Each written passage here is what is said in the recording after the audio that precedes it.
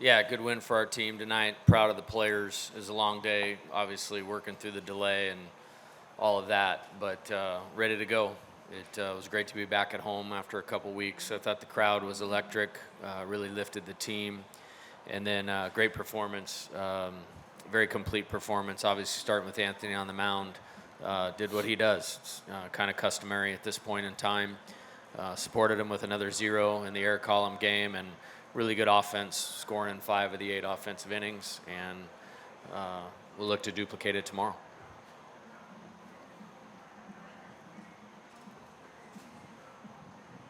Anthony, you had a pretty good curveball going today. What was sort of working for you early on, and and what sort of changed throughout the outing for you? Yeah, just wanted to execute. I'm going to say that probably every interview, but honestly just wanted to execute, slow down in the moment, just take it all in. Super grateful for being on the mound. Just wanted to attack and compete, mentally be aggressive, going at the other team. Daniel, Michael Cobble, WBRZ TV in Baton Rouge. Just talk about the defense. You guys played behind him. Steven tonight was, really smooth. Everybody was really smooth in the infield, but just making those plays and how important they are to getting you guys in and out of the dugout. Yeah, as an infield, we take a lot of pride in our defense. We know that defensively, behind our pitching staff, we know we can be in every single game that we play in. Offense comes and goes. It's a hard game to play, but if we lock down the defense behind our pitching staff, we know we're going to be in every single game possible. Hey, Daniel. John Sokoloff with WGNO in New Orleans. You mentioned, the offense comes and goes, but for you, a performance like that at the plate tonight, how much can that kind of give you momentum-wise for these, upcoming big postseason games? Yeah, you just try and come into these games with a lot of calmness. You just try and stay grounded. This was my first regional that I've been to in my college career, so I remember I pray before the game and just kind of thanking God for the opportunity, looking around the atmosphere, taking it all in. This is just a blessing from Him. And confidence-wise, just having a game, knowing you can do it. One player feeds off of another. It kind of started to be a fight at the bat rack towards the end of the game, and we all enjoyed kind of playing for each other tonight.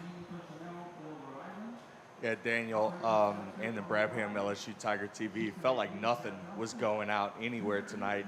You put 2 pretty special swings on the ball to get 2 to go out to left field when that wind was blowing really hard in. Just talk about what you were seeing in those 2 at-bats, what you were looking for, how you were able to put a swing like that on 2 balls.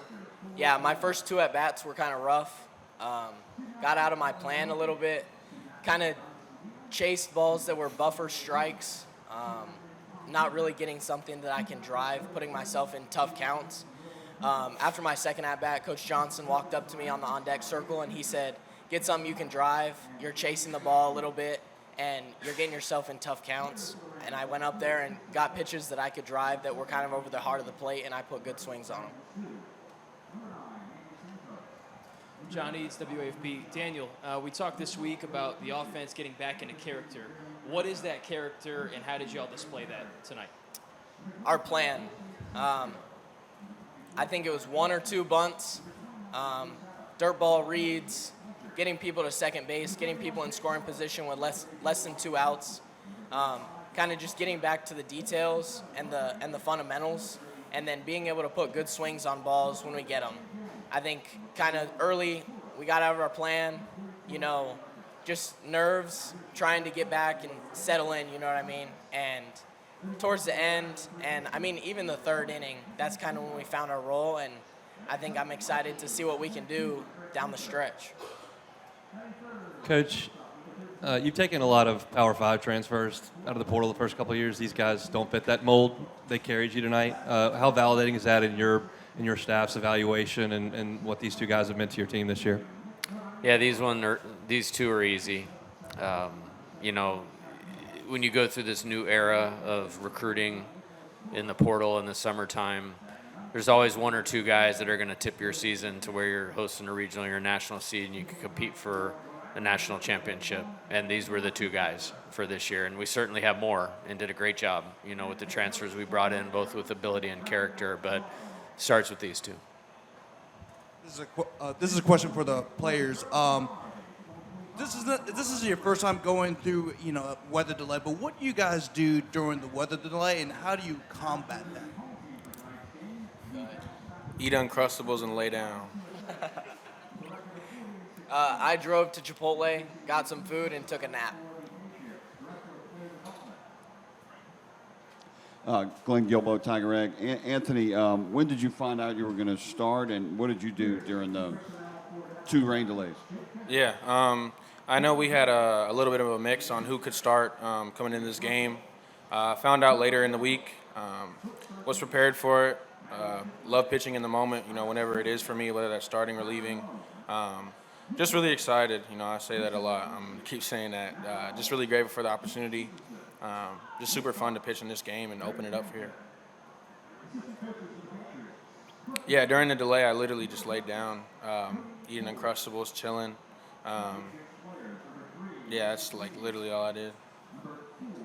Yeah, Anthony over here, you've been trending this way for a while, but last 33 innings, I think you've only allowed 3 earned runs in your last kind of 5 outings here. What has gone into kind of this late season surge for you? And just outside of the execution part, what do you think like you've really worked on and improved upon to kind of get you to this point? Yeah, first pitch strike and being early to head in the count, it's always going to help, me on the field. The defense behind me, they've been great. I think they deserve even more credit than they get. It feels like the play is made every time, and it's really easy to pitch. Just in confidence, it's easy to be confident pitching, knowing that, I have these guys behind me that are going to make the play, 9 times out of 10. Hey, Anthony, just knowing you're going to get the ball today to kind of set the tone, I guess, just what does that say to you about the belief that your coaches have in you, and how much were you wanting to rise to the occasion and prove them right? Yeah, super blessed for the coach to believe in me, to take the ball for the first game.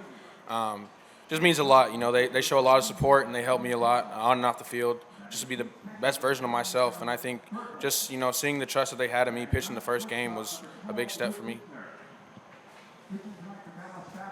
Anthony, this is kind of 2 weeks in a row you've done something out of the ordinary, at least here at LSU, right? You come out of the bullpen last week, and then you start the opening game of a series term, whatever it is, this week.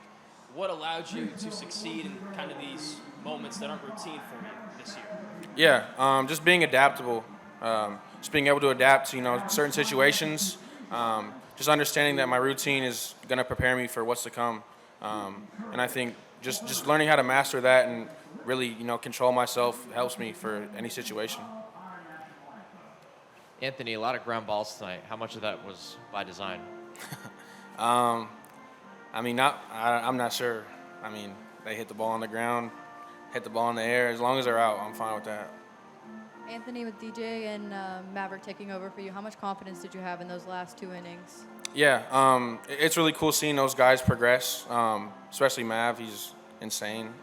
But it's really cool seeing him grow and just keep, working. I see his work every day, just being at the field around him all the time and just giving the ball to him and DJ. It was really cool to watch. Any more questions for the student athletes? Corey Diaz with the USA Today Network. Daniel, for you, is there another guy in the dugout, in the lineup during the game that you, like you said, your first 2 at-bats kind of struggled a little bit? Is there another guy that you go to say, hey, what are you seeing? Like, maybe, is it someone that you feel like has a similar approach or swing that you have, or do they help you? How do they help you through that? It's a team effort. A lot of people get pitched differently. You kind of just ask people come up to you, ask what they see. A lot of confidence boosting. Hey, get to the next one, get to the next one. I know in between innings after the throwdown, me and Steven Milam, we talk in between, just kind of get our little handshake in. We're like, keep going, stay with it. It's going to come. We take a lot of pride in our defense, so it's always, hey, make a play and then go get to the next at-bat. I know me and Ethan Fry talk a lot, but it's at the end of the day, it's just a team thing, talking to each other, keeping everything involved, and just going after it and knowing that it's 9 guys in the lineup against 1 pitcher. All right, we're going to let Anthony and Daniel go. Thank you, guys. Appreciate y'all. Thank you.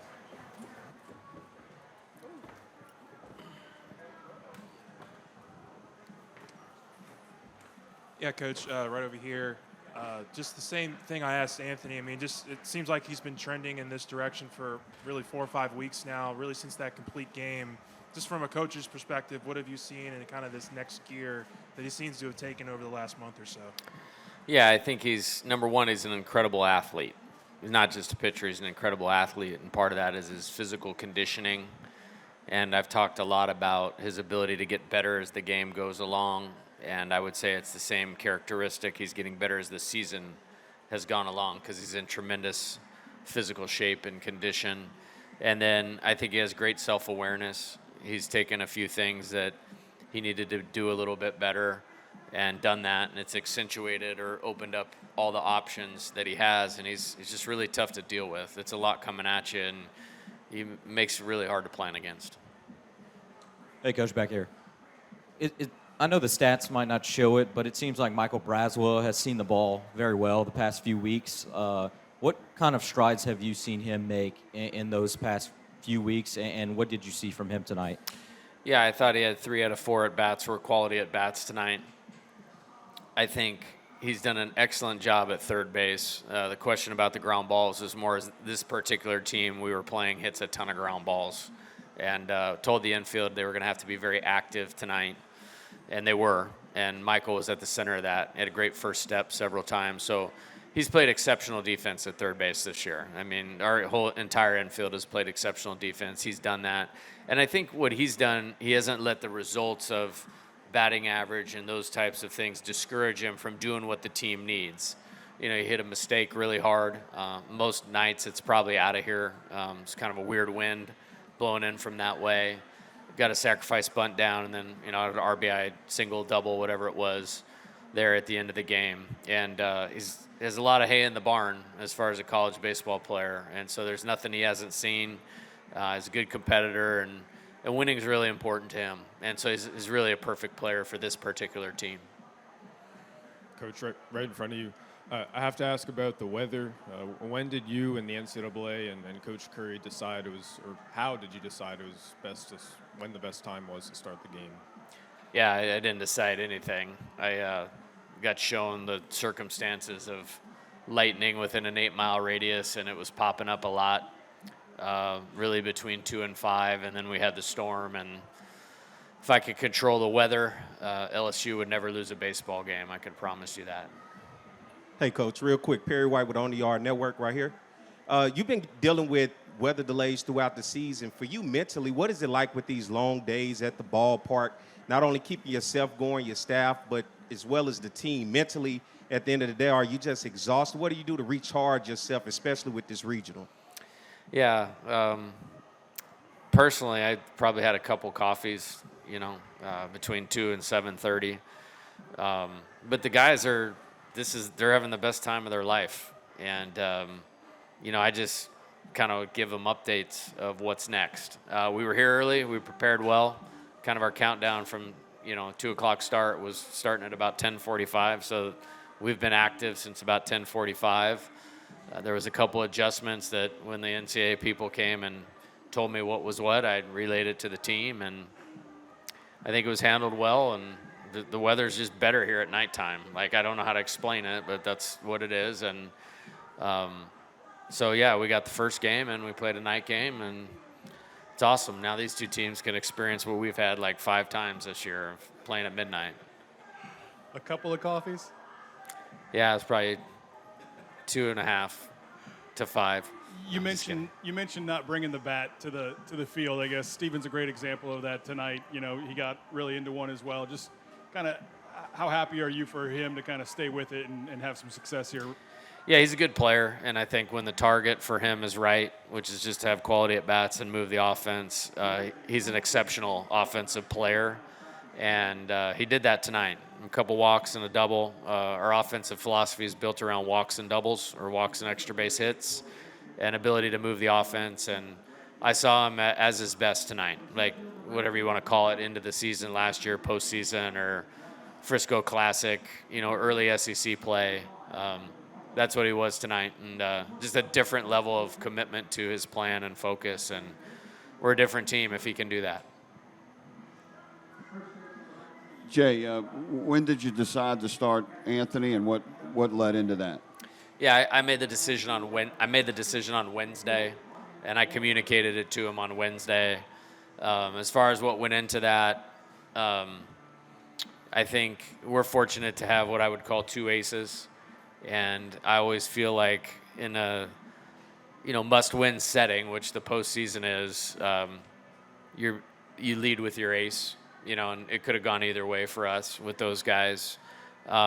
You're playing a hot team that won 5 games in a row last week. That was feeling very good about themselves. The other thing is we've had great crowds through the year, but this was different tonight, and you want to make sure that the pitcher can handle the moment, and that dude can handle any moment, and he did a great job for us tonight. And when you first let Anthony and Daniel know that you were trying to recruit him and trying to sign him, did you get a lot of competition from other schools? Oh, yeah. How long was it? It was tough. Just all the big names that are hosting this weekend for Anthony for sure. He took 3 or 4 visits in 3 or 4 days, and we went first, and I'm glad we set a really high bar. And then with Danny, it was pretty competitive with one other spot, and we just laid out a good baseball plan, and I told him I'd let him be himself, and I wouldn't want him to be anybody else because he's a great baseball player and he's a great human. Hey, Coach, over here, Grant Sasser of Crescent City Sports. Last weekend, you guys didn't have a great time at the plate, but tonight you guys had 11 hits and were very active at the plate. What do you have to say about your team's resilience after a tough weekend? Yeah, I thought it was a really good offensive game in postseason baseball. Somebody told me their pitcher led the NCAA in ERA 2 years ago, was ahead of Paul Skeens, and he throws strikes and has different ways to get people out, and is a good competitor, and that's also another reason with the pitching decision. No question about that. I thought we were good tonight. He had really good base running, as Danny mentioned, with Derek and Chris advancing on the ball in the dirt. 2 out RBI hits, which we call goldens. 2 out hits are golden with runners in scoring position. In the first 2 innings, Jake and Jared. Danny hits a mistake, for a homer. Derek, blitzes a ball, put a great swing on that double that Chris scored on, which he's done. That was great to see. And then another homer for Danny, and just thought it was constant pressure. Even in the innings we didn't score, it was kind of like we were poking them all night, and that's what I believe this team is when it's at its very best. Hey, Coach, John Sokoloff with WGNO in New Orleans. This is Danny's first, regional that he's played in, and the fact that he kind of showed up in such a big way in that moment, what do you think that kind of says about him, the player? Yeah, not a surprise. I often say can't like baseball or try to fit baseball into your life and play at LSU. You got to build your life around baseball, and that's Danny. He's here for 11 months from the commitment to hopefully the College World Series, and then he's going to go to pro baseball. He'll be really prepared mentally and physically for that because this is his deal, and that's why it's been a perfect match. He was the exact right player for us. Don't know if he was the most talented player in the portal, but he was the right player for me and right player for us, and he's had a great season and had a great night tonight. Jay, what's it mean to get this one in tonight and have a little bit of normalcy for tomorrow? Yeah, I think it's good. It's part of the design of playing the first game. And like I said, I try to pay attention to everything. I talked to Skip about this at length when I first got here. And then, really that first fall, I think it was the fall of 21, nobody told me about the weather when I accepted the job here. Just Tucson and San Diego and Reno didn't really prepare me for what this is. So and then going through it in 23 in both the regional and super regional, it's kind of a no-brainer decision. And, the NCAA is really professional and they do a good job with it. And, we just try to watch the weather and, they make informed decisions and I keep the team ready to play. I'm sorry? Oh, well, we get a little bit of sleep. It's 11:02 right now. I guess it's only, 6:02 in Hawaii, so it's not that late. We'll get a good night's sleep, Not sure what the game time is or ESPN or TV. I'm sure we'll find that out, and we're at home, and I like being at home. Coach, right in front of you, everybody in the starting lineup got on base at least once tonight. What does it take to have a complete offensive effort like that? Yeah, I think just you heard them talk about staying in their character and staying in plan and being committed to it and not getting distracted by what's happened in the game previously or get too far ahead. You can't win the game and have the game over in the first inning. You can't try to force it. You got to let the game come to you a little bit. And I thought we did that tonight. And, when you have really good pitching and really good defense, it should allow your offense to play with great confidence. And I thought we played well tonight. It was a good night for the Tigers on offense.